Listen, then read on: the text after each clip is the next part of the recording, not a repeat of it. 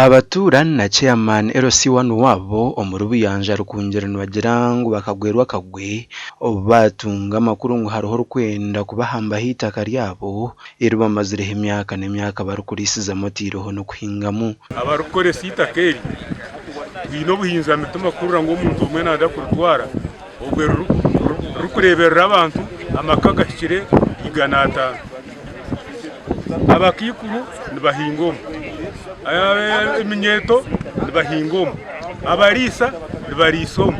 bashomesa abana itucomisa abana n'abamwe bariyo nibaheza abwita kera mpaha ushanga tuyisamu ente tukazuguza tukiha mu fizi y'abana kwija tukiba turyaho tukaromuntu yija najangwe itakanerye twazanaho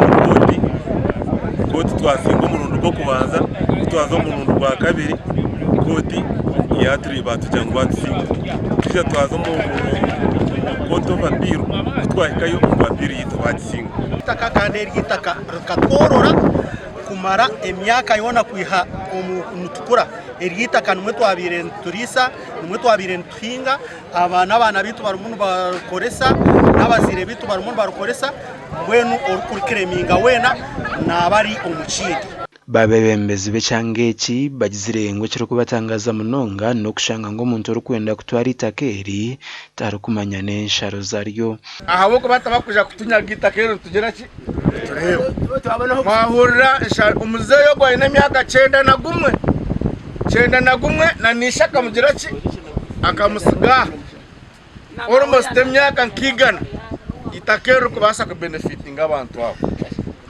wahurira n'abarwande ho bakuronde byapa kurugiro ku bantu rebe bahandikwe byo nabamwe no kubaho tabashizire ki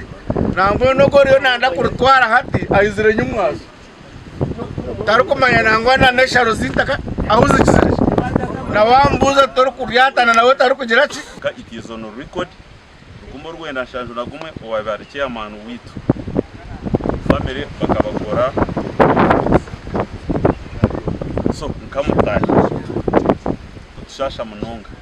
we aradisa wa district ya Rukungiro Brown Chikanshemezan kandi nawe kiro mwanyogu ahumuriza abatura kwataraho umuntu we noraba binja hitaka ngo abo kuba hataruhe biragiro ebyatirwa mukuru wihanga ingago mushango mu koti ebyo byo kutwara mahe kutware mundu kugira kuzitwarira abantu ba buri kiro ebyo president takigirata takibyenda yagamba na chief justice orakurira baramuzibona yazana no mu biragiro yataho amateka ati for example oguno bwarabe yasingira umushango gwe ayine judgment ye tayi no bushoborozi bwo kwijaha mu kasheshe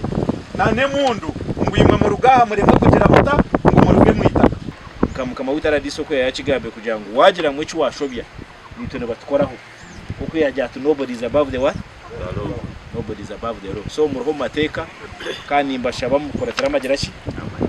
koratara amateka takaza kurwandangana kaza kurete imporo kaza kwita za empango ukatanka kurwanagana itakarora ndize fixed asset and it cannot move anywhere tugambiraho na Robert Borekwa wabatura barukujunana unaenda kuba bingo mu itaka turukurabira hasimu kandi ibintu byatugambire. But one thing I can tell you that there is a court case. It has been decided at the High Court in 2018 by the resident judge of Kabare called Moses Kaumi Kazigwe. 2018. They went to the Court of Appeal. The Court of Appeal made a decision, I think, in November on 11th. And the people who were in that Court of Appeal were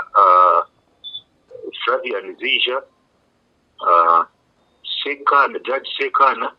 and Judge Mships. That's all I can tell you. Itakeri ndingana hikachenda kandi amakagaruka ikigana 5 nugogera rikirire mbere aheza kuguma nko kweri gasha kwa dano basubye